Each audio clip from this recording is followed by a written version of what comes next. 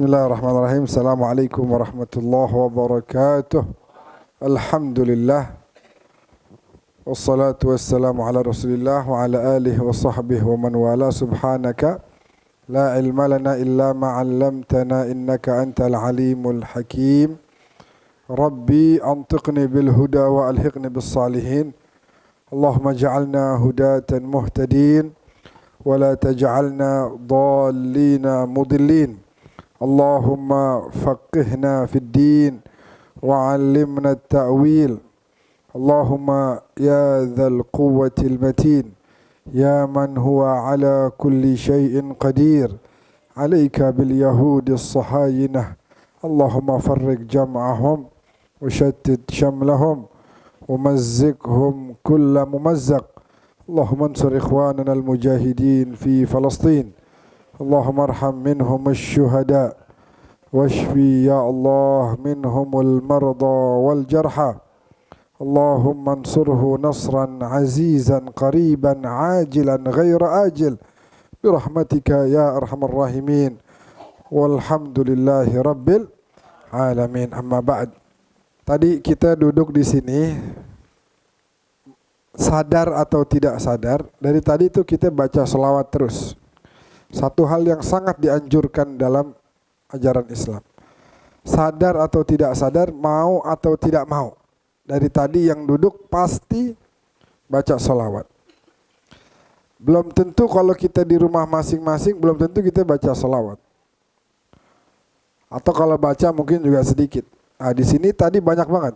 Kita baca dari awal, ya Rabbi salli ala Muhammad. Sebelumnya ada Ratibul Atas, ada banyak juga selawat di situ. Kemudian baca Maulid Habsyi dimulai juga dengan salawat, pertengahannya salawat, qasidah lagi, salawat lagi, salawat apa tadi, ada Tibbil Qulub, ada Busyra dan yang lain-lain banyak. Ada Assalamu alaika, ucapin salam. Dan itu adalah satu hal yang insyaallah menjadi kabar gembira buat kita nanti di yaumil qiyamah.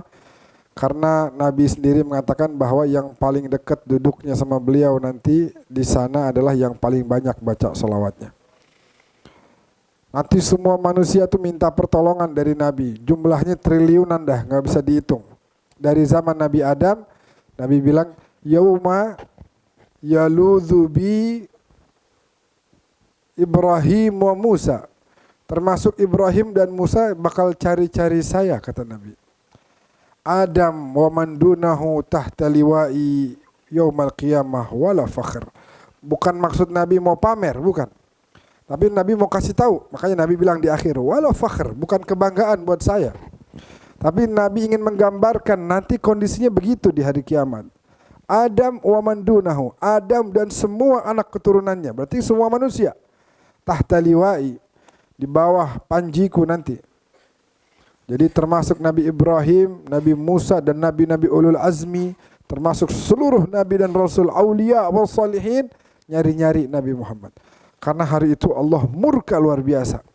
Hari itu Allah marah betul. Semua Nabi takut.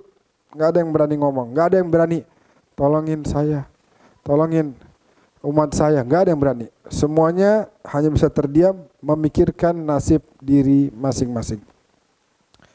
Tapi hari itu Nabi yang cari-cari kita.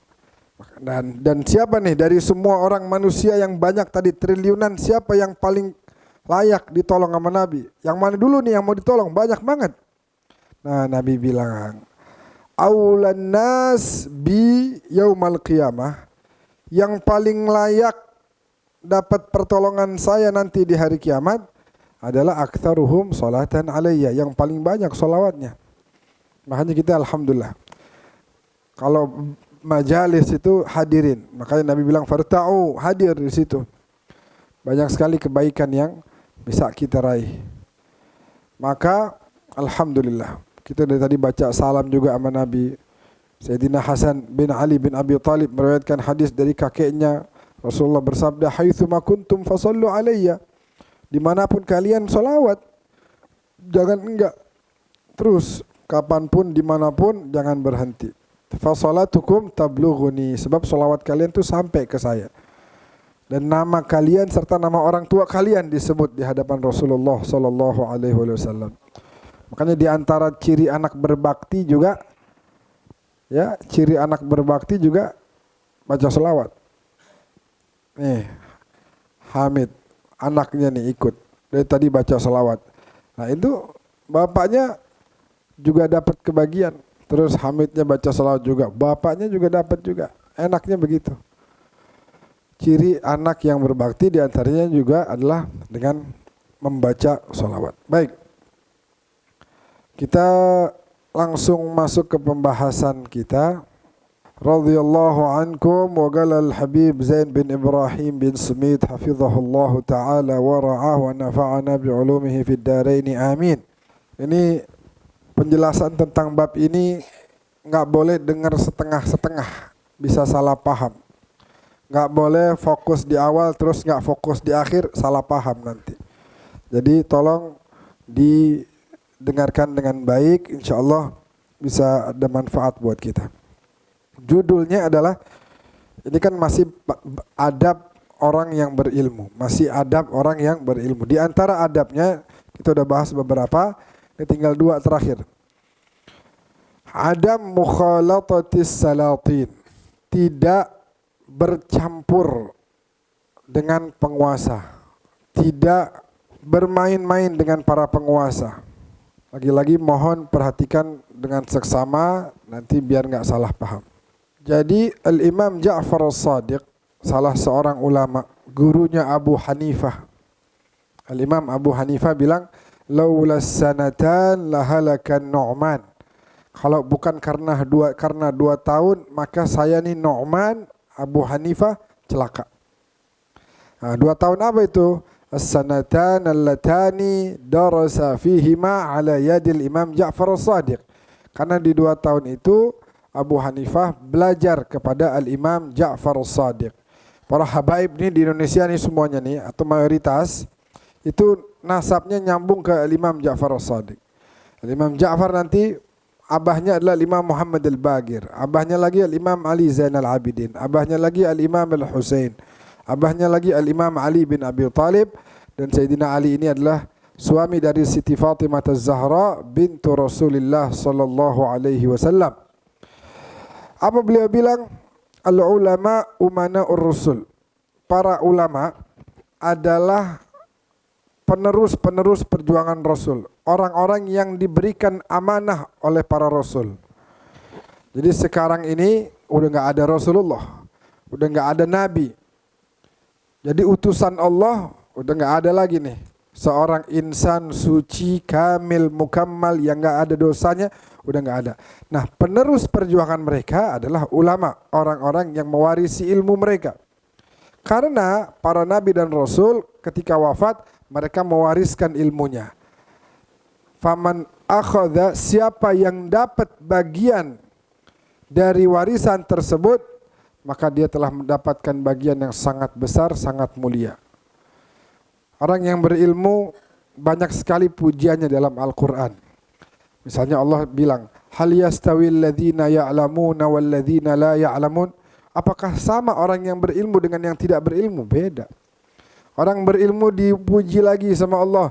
Yarfa'illahu alladzina amanu minkum wal ladzina utul ilma darajat. Allah mengangkat orang-orang yang beriman dan berilmu derajat-derajat yang sangat tinggi. Allah puji lagi, fas'alu ahla dzikri in kuntum la ta'lamun. Kalau enggak tahu tanya orang yang berilmu. Segitunya Allah dalam beberapa kesempatan memberikan pujian kepada orang-orang yang berilmu. Sehingga orang-orang yang berilmu tadi disebutkan sebagai umana'ur rusul, yang mengemban amanah dari para rasul dan para nabi. Siapa yang disebut umana'ur rusul tadi? Ulama yang tidak gabung sama penguasa. Wa yudakhilud dunya. Ini kata kuncinya di sini. Tidak termotivasi untuk urusan dunia. Ulama yang umana'ur rusul adalah yang tidak bergabung dengan penguasa dan tidak mengharapkan dunia. Kayak di surat Yasin misalnya. Wa ja'a min aqsal madinati rajulun yas'a qala ya qaumi ittabi'ul mursalin. Ittabi'u man la yas'alukum ajran wa hum, ikutilah para rasul. Ikutilah orang-orang yang tidak mengharapkan dunia dan tidak mengharapkan ganjaran dari dakwah yang mereka lakukan. Ada orang dakwah sekarang. Ada orang dakwah tapi mengharapkan, bahkan meminta balasan upah. Yang benar gimana? Dakwah itu tidak boleh meminta upah, tapi jika diberikan silahkan terima. Tapi kalau nggak diberikan ya sudah. Allah udah menjanjikan ajran azima, balasan yang agung. Ada orang lagi ngisi dikasih hadiah miliar-miliaran, triliunan-triliunan. Dibandingkan dengan ajran azima yang udah dijanjikan sama Allah, ini duit semua nggak ada artinya. Jadi meminta upah, apalagi sampai menetapkan kalau undang saya nih ceramah saya sekian, itu haram hukumnya. Tidak ada rasul, nabi, wali yang begitu, nggak ada. Karena orang yang berdakwah itu Allah janjikan ajran azima selagi dia tulus dan ikhlas. Apa misalnya dalam Al-Quran disebutkan, la khaira fi katsir min najwahum illa man amara bi sadaqatin aw ma'rufin aw islahin bainan nas wa may yaf'al dzalika ibtigha'a mardatillah fasawfa nu'tihi ajran 'azima. Omongan yang baik itu adalah, dakwah itu adalah man amara bi sadaqatin aw ma'rufin aw islahin bainan nas. Memerintahkan orang untuk berbagi kepada yang membutuhkan, terus kebaikan, terus mendamaikan orang yang ribut. Dan siapa yang mengerjakan itu semata-mata mengharap ridha Allah, kata Allah, fasawfa nu'tihi ajran aziman. Tinggal pilih dalam berdakwah, mau pilih harta dunia atau mau pilih ajran aziman yang Allah janjikan. Karena ajran aziman ini bakal dikasih tapi dengan syarat ibtigha'a mardatillah, mengharap ridhonya Allah bukan yang lain. Na'udzubillah min dzalik. Maka orang disebut ulama enggak gampang. Dia umana ur-rusul, dia adalah orang-orang yang mendapatkan amanah dari para rasul, pelanjut dakwahnya para rasul. Fa idza khalatus sultan wa dakhalu fid dunya, sebab orang yang disebut ulama ketika dia sudah bermain-main dengan penguasa dan dia terus mengejar-ngejar dunia, apa katanya di sini? Faqad khanullaha war rasul. Mereka udah berkhianat kepada Allah dan Rasulnya. Fa'taziluhum wahdharuhum, maka tinggalin mereka, hati-hati dari mereka. Seburuk-buruknya ulama adalah mereka yang mendatangi para penguasa. Wa khiyarul umara alladzina ya'tunal ulama, dan sebaik-baiknya penguasa adalah mereka yang mendatangi para ulama. Ali bin Husain As-Sandali ini, beliau pernah ditanya sama raja namanya Malik Shah. Kenapa kamu kok nggak pernah datengin saya ke kerajaan saya, ke istana saya? Kata si ulama nih, Ali bin Husain As-Sandali, dia bilang, aratu an takuna min khairil muluk haitsu tazurul ulama. Saya pengen kamu jadi penguasa yang baik, makanya kamu yang datengin saya. Dan saya wala akuna min syarril ulama haitsu azurul muluk. Dan saya nggak mau jadi ulama yang buruk karena mendatangi penguasa. Entah faidah. Nah, sekarang faidahnya nih. Larangan untuk tidak mendatangi penguasa itu bukan itlak, bukan mutlak. Bukan berarti udah nggak boleh sama sekali, nggak begitu. Bal huwa fi haqqi man yatlubud dunya.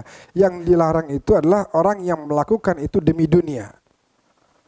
Bahkan mengotak-ngatik hukum Allah di otak-atik sama dia demi supaya si penguasa ini senang sama dia. Oh, nggak apa-apa kok Pak, ini mah nggak apa-apa. Karena kan ada juga dari para ulama yang mengatakan boleh begini. Si penguasa senang, kasih lagi duit. Begitu. Na'udzubillah min dzalik. Adapun orang yang tujuannya ketika dia mendatangi ulama tadi semata-mata ingin memberikan nasihat, maka itu tidak tercela. Ulama datang ke penguasa. Tujuannya memberikan nasihat.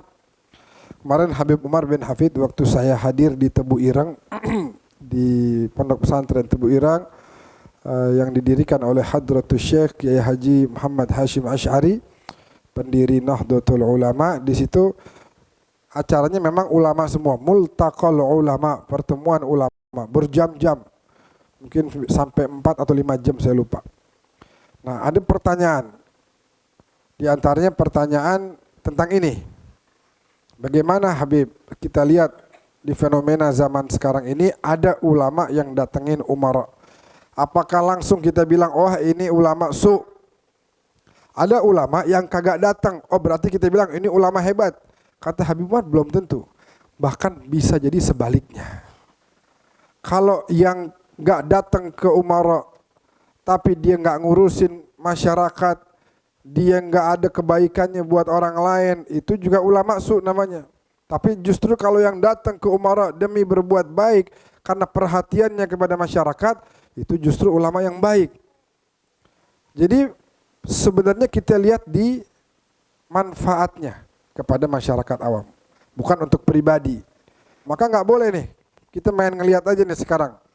Ini si ini kayak apa namanya, ada kan sekarang beberapa tokoh agama nih masuk di pemerintahan. Nggak boleh kita langsung menjustifikasi, wah berarti dia ulama su. Nggak boleh. Kalau mereka datang ke sana dan ikut hadir di sana semata-mata untuk memberikan nasihat dan memberikan kebaikan untuk orang lain, ya, memperjuangkan hak-hak masyarakat, itu bagus banget. Al-Aidrus Al-Akbar itu disebutnya Sultanul Mala.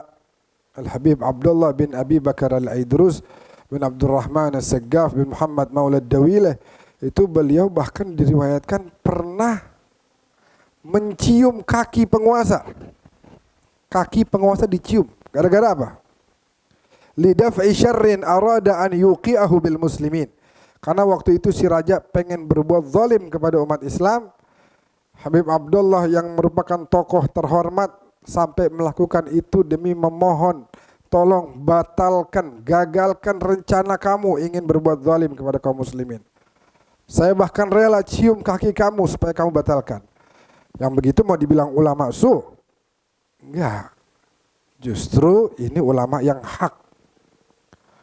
Nggak bisa main langsung sembarangan dibilang, wah ini ada si Ustadz Fulan tuh di situ, Habib Fulan tuh di situ.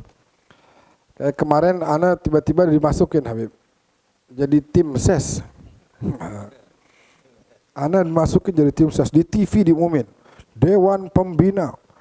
Ini Habib Ahmad bin Hasan Al-Aidrus. Besoknya ana langsung kirim pengunduran diri. Orang tanya, Habib tim ses? Iya, saya tim ses. Tim ses itu apa? Tim sukses.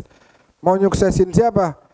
Insya Allah saya ingin menyukseskan umat untuk hidupnya biar sukses, biar bahagia, biar kenal sama Nabi Muhammad, biar taat sama Rasulullah. Itu yang kita mau, nggak ada yang lain. Kita tim sukses orang-orang yang dicintai sama Nabi Muhammad, umat-umat Islam. Ini yang harus kita perjuangkan. Kalau tim sesnya politikus 5 tahun sekali, kalau tim ses umatnya Nabi Muhammad seumur hidup. Seumur hidup, pagi siang sore malam. Pagi siang sore malam. Tenaga, waktu, materi, pikiran, korbanin semua. Nah, semua kita harus jadi tim ses juga. Tim sesnya siapa? Umatnya Rasulullah. Menyukseskan umatnya Nabi Muhammad. Ayo, kita pengen umat Nabi sukses semua. Kita pengennya begitu, benar gak? Jadi tim sukses. Tim suksesnya umatnya Rasulullah. Sehingga harapannya adalah supaya, karena kesuksesan itu bukan berarti oh udah sukses nih jadi pejabat. Belum tentu. Belum tentu sukses itu namanya. Namanya sukses itu adalah yang berhasil melewati sirat, dipersilahkan masuk ke sorga, itu sukses namanya. Si fulan sukses deh, kenapa emang? Wah sekarang usahanya luar biasa, makin berkembang. Oh, udah dapat tiket surga belum? Belum sih, ya belum sukses berarti. Belum sukses. Kalau udah dapat tiket surga, sukses. Si fulan bangkrut tuh, kenapa? Usahanya kurang ini, dia hidupnya susah. Oh gitu, kayak Bilal gitu ya, Bilal bin Rabah juga kayaknya susah tuh. Iya tuh Bilal tuh gak sukses. Padahal sebelum wafatnya Nabi udah kasih tuh tiket surga. Bilal, kamu pasti saya jamin masuk surga. Tapi hidupnya susah tuh. Apakah sukses apa gak sukses yang begitu? Sukses. Jadi semata-mata sukses atau tidaknya seseorang bukan dinilai sekarang, tapi nanti. Bagaimana dia nanti dihadapkan di akhirat, ada surga, ada neraka. Yang ini adalah Daru Diyafatir Rahman, rumah jamuannya Allah. Yang ini Darul Azab, rumahnya azab. Orang bakal disiksa di situ. Ada orang yang mungkin terhormat dulu, bahkan semua orang tunduk sama dia, seperti Fir'aun, seperti Abu Lahab. Kalau hitungan suksesnya itu hitungan dunia, wah ini jabatannya udah paling tinggi. Fir'aun jabatannya tinggi banget ya. Malikul Muluk, rajanya raja-raja. Ini raja tuh yang ada di Mesir tuh. Ini rajanya mereka tuh, dari para raja tadi, rajanya adalah Fir'aun. Duit banyak banget. Bini banyak. Bini banyak juga. Terus apa lagi? Orang pada tunduk sama dia. Orang yang kayak begitu, hitungan kita sukses. Ternyata enggak di sisi Allah. Sehingga kesuksesan semata-mata bisa kita lihat nanti di akhirat. Tazzas sirat, berhasil melewati sirat, fahuwa najih. Berarti dia orang yang sukses. Mudah-mudahan kita jadi orang-orang sukses insyaallah. Itu tadi masalah mukhalatatis salatin. Jadi sekali lagi, kalau ada yang deket-deketin penguasa itu tujuannya karena dunia, ini ulama maka katanya di sini fa'taziluhum, jauhin mereka, wahdharuhum, hati-hati dari mereka. Jangan diikutin. Tinggal kita lihat nih, jadi gimana? Apakah dia selama dekat dengan penguasa itu bisa berbuat baik kepada orang banyak?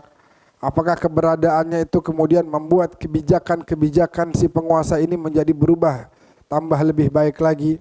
Nah kalau begitu, berarti itu ulama yang baik justru. Nabi Yusuf dulu begitu, deketin raja di zaman itu. Namanya Akhnatun, atau bapaknya namanya Amenhotep, raja. Nabi Yusuf deketin. Raja pengen buat zalim sama Nabi Yusuf, dikasih tahu, lah jangan begini. Ya kamu harus jadi pemimpin yang baik biar nanti masyarakat rakyat senang sama kamu. Harusnya begini. Oh ya baik. Kalau gitu oke, saya setuju. Apakah Nabi Yusuf ulama su? Tidak. Nah, jadi tergantung sejauh mana dia berkeinginan untuk berbuat baik. Para nabi, para rasul itu yang difikirin cuma orang lain. Bahkan di surat Yasin digambarin tuh. Qila dkhulil jannah. Oh hai nabi, wahai rasul, masuk surga. Udkhulil jannah. Apa yang mereka bilang? Qala ya laita qaumi ya'lamun. Masih kepikiran sama umatnya. Aduh, coba umat saya tuh tahu. Kenapa mereka enggak nurut sama saya waktu itu ya? Akhirnya sekarang saya disuruh masuk surga, mereka disuruh belah sono. Laita qaumi ya'lamun. Coba umat saya, kaum saya menyadari. Segitunya saya udah berusaha mengajak mereka, tapi mereka enggak mau nurut.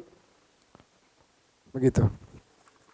Bab selanjutnya atau bab yang terakhir daripada adab talibul ilm, berlemah lembut baik kepada orang yang menuntut ilmu. Seorang guru harus berlemah lembut kepada muridnya dan terus berbuat baik kepadanya semampunya.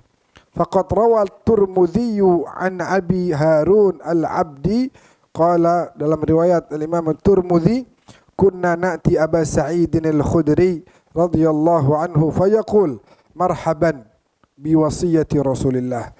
Ini Ya, disebutkan bahwa kita nih dulu nih Abi Harun al-Abdi dan yang lain-lain datengin Abu Sa'id al-Khudri, seorang sahabat. Terus kemudian waktu kedatangan ini murid-muridnya nih, ini sahabat Nabi namanya Abu Sa'id al-Khudri, kedatangan murid-muridnya diantaranya Abu Harun al-Abdi. Kata Abu Sa'id waktu menyambut kedatangan mereka, marhaban biwasiyati Rasulillah. Selamat datang wahai orang-orang yang merupakan wasiatnya Rasulullah. Saya ini diwasiatin sama Rasulullah untuk berbuat baik kepada kalian, untuk memperhatikan kalian. Kalian orang-orang yang dipesan oleh Nabi kepada saya untuk diperhatikan. Inna nabiyya qala inna nasa lakum taba' wa inna rijalan ya'tunakum min aqtaril ard yatafaqahuna fid din fa idza ataukum fastawsu bihim khaira. Sesungguhnya kata Nabi dalam sebuah hadis, manusia itu senantiasa mengikuti kalian, dan sesungguhnya orang-orang yang datang kepada kalian dari penjuru-penjuru bumi untuk mempelajari ilmu agama, maka kalau mereka datang kepada kalian, maka berbuat baiklah terhadap mereka. Qala Sayyiduna al-Imam Abdullah bin Alwi al-Haddad radhiyallahu anhu, inna la nuhibbu an nuhayyira talib. Ini juga penting buat para guru. Imam Haddad bilang dalam kitabnya Tathbitul Fuad, kami ini enggak suka membuat para pelajar itu jadi kebingungan. Para murid, para santri jadi kebingungan. Kami enggak mau begitu. Kami kalau mau ngajarin murid-murid kami itu ya sekadarnya aja, semampunya dia. Jangan sampai mereka menjadi kebingungan gara-gara kita mengajarkan ilmu yang berat-berat atau ilmu sekali ngajar berjam-jam. Pusing tuh murid-muridnya. Pada pasang koyok semua di palanya. Kebingungan. Ini ngomong apaan lagi sih dia nih? Kagak habis-habis. Wa tara aqwaman yutiluna 'alal mubtadi'in wa yuhayyirunahum hatta yamallu. Ada orang-orang, guru-guru yang berpanjang kalam kepada para pemula, murid-murid yang baru pengen belajar. Nah, jangan panjang-panjang ngajarin mereka sampai akhirnya katanya hatta yamallu, jadi pada bosen. Udah bosen belajar. Tujuannya ingin mengajarkan ilmu yang manfaat, ternyata dengan cara yang salah membuat si santri-santrinya, si murid-muridnya malah jadi bosen, malah jadi males, nggak pengen belajar lagi. Ada dua ilmu yang sebenarnya nggak perlu untuk diperdalam oleh orang-orang yang baru belajar. Ilmu haqaiq. Wah, ilmu haqaiq ini berat. Jadi kita cukup ngajarin ilmu syariat aja. Syariat, hukum gitu dan sebagainya. Kalau ilmu haqaiq ini bicara tentang hakikat-hakikat. Itu kelasnya Ibn Arabi. Kalau kita bahas kata-katanya Ibn Arabi di sini kita kebingungan. Tapi itu makamnya beliau. Nah, kita yang belum sampai pasti nggak paham. Nah, kita nggak boleh tuh ngajarin orang tentang ilmu haqaiq. Apalagi orang-orang yang baru belajar. Nanti kalau udah sampai baru boleh. Dan ilmu khilaf bainal a'immah. Perbedaan pendapat antara para imam. Ini kita ngajarin nih. Di sini 100% Syafi'i. Baru pada mau belajar. Belum pada tahu nih hukum-hukum. Belum pada tahu gimana cara wudhu yang benar misalnya gitu. Terus kita ajarin perbedaan pendapat. Kalau Imam Hanafi, Imam Abu Hanifah begini, Imam Ahmad bin Hambal beda lagi, dia caranya begini. Nah, kalau Imam Malik, dia cara begini. Sedangkan Imam Syafi'i begini. Kebingungan orang. Cukup ceritakan Imam Syafi'i gimana ngajarinnya, selesai. Gak usah bahkan ada perbedaan pendapat. Imam Syafi'i ada Ibn Hajar, ada Ar-Ramli. Gak usah. Disampaikan yang mu'tabar, disampaikan yang umum aja. Orang yang baru mau belajar sampaikan yang umum, enggak usah. Adapun perbedaan pendapat antara para imam itu untuk orang-orang yang udah belajar lama. Ini udah belajar berapa lama di pesantren? Oh, udah 6 tahun, 10 tahun. Nah, silahkan pelajari. Ternyata dalam perbedaan pendapat para madhab, imam madhab itu dalam ini begini, ini itu bagus untuk memperdalam. Nah, Imam Haddad aja bilang, kita ini punya pengetahuan banyak tentang ilmu haqa'iq, tentang perbedaan pendapat antar a'immah, tapi kita nggak pernah sampaikan ini kepada orang-orang. Khusus aja di jalsah khusus gitu.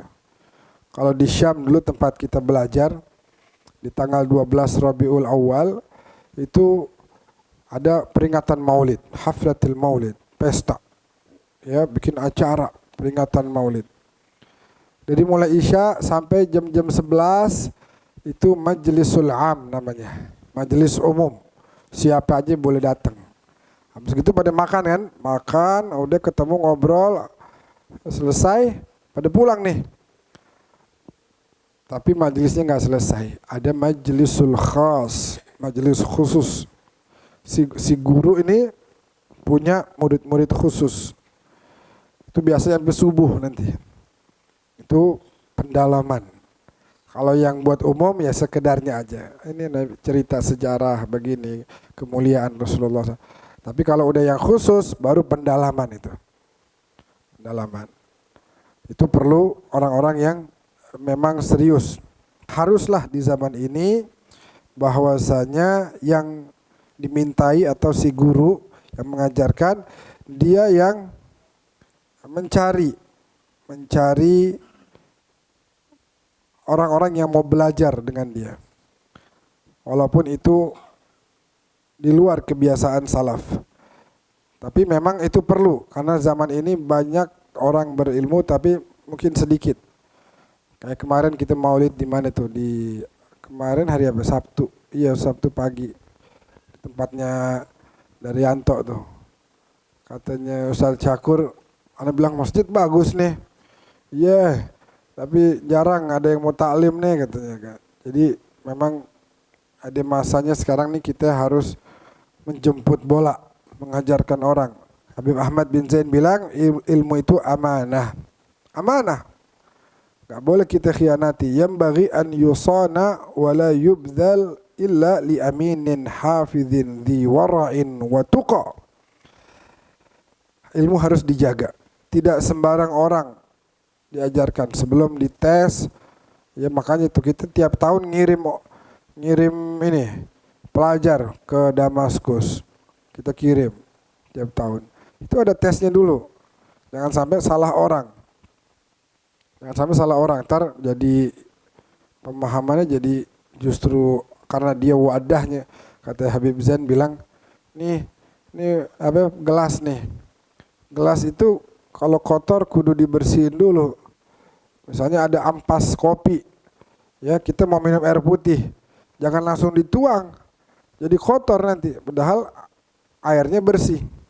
Nah, orang itu kalau mau diajarkan ilmu, hatinya ampas-ampasnya kudu diilangin biar ilmu yang masuk ke situ ntar jadi bening, jadi bersih.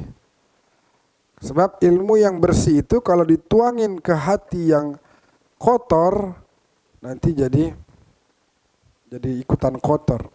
Sebab wadahnya kotor. Makanya Ahlul Bait itu kata Al-Quran dalam surat Al-Ahzab ayat 33, innama yuridullah liyudhiba ankumur rijsa ahlal bait wa yutahhirakum tathira.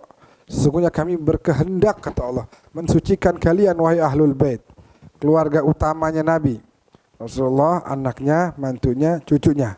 Nah itu tuh 5 orang disucikan oleh Allah untuk kemudian menerima ilmu dengan wadah yang bersih dan kemudian bisa mengajarkan kepada orang banyak. Sebagaimana para sahabat dulu begitu. Dibersihin hatinya sama Nabi. Habis bersihin baru dituangin ilmu sama Rasulullah. Jadinya bersih hatinya. Jadinya bisa manfaat, tambah soleh, tambah alim, tambah ahli ibadah, tambah baik di hadapan Allah dan Rasulnya, kemudian bisa mengajarkan kepada orang lain dan terus lanjut para tabi'in, tabi'in, lanjut sampai kita hari ini. Itu ilmu bisa sampai dari generasi ke generasi karena memang dasarnya sudah bersih, jernih sehingga siap untuk salurkan kepada orang lain. Dan harus disampaikan kepada li aminin, orang yang amanah, hafizin, bisa menjaga amanah tersebut. Dzi wara'in, pemilik sifat wara', takut sama yang enggak benar. Pengennya yang benar-benar aja, jaga diri. Wa tuqa, punya ketakwaan. Wa illa sara dhiya'an lahu wa wada'an lahu fi ghairi mahallih. Kalau enggak nanti malah hilang itu ilmu dan tempatnya jadi enggak benar, enggak sesuai. Sehingga hadirin yang dimuliakan oleh Allah, sekali lagi tadi dua pembahasan yang kita bahas pada hari ini, bahwa yang pertama hendaknya kita terus memperjuangkan berbuat baik. Nabi Musa itu disuruh datang ke istananya Fir'aun sama Allah. Idhab ila Fir'aun.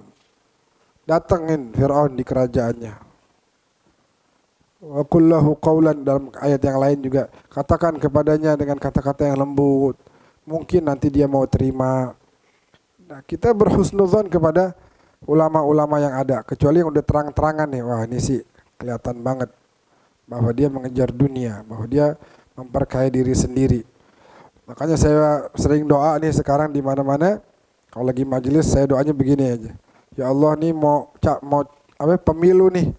Ada 3 capresnya sama cawapresnya. Ini dari 3 nih, ya Allah, yang mana yang paling takut kepadamu, yang paling cinta kepada Rasulmu, yang paling amanah, maunya mesejahterakan rakyat, yang dipikirin rakyat, mau menebarkan keadilan bagi seluruh rakyat Indonesia, menangkan dia ya Allah. Tapi kalau ada yang enggak takut sama Allah, enggak cinta sama Nabi Muhammad, mikirin cuma diri sendiri aja, memperkaya diri sendiri, enggak mikirin umatnya, enggak mikirin masyarakatnya, ya dia mau korupsi, dia mau mengambil dan merampas harta rakyat, mendingan gagalin aja dah. Tapi kalau ditanya siapa, saya enggak tahu. Enggak tahu yang mana, yang mana yang begitu, Beb? Enggak tahu dah. Lu masing-masing aja dah cari sendiri. Jadi insyaallah kita punya negeri bisa jadi negeri yang lebih baik lagi.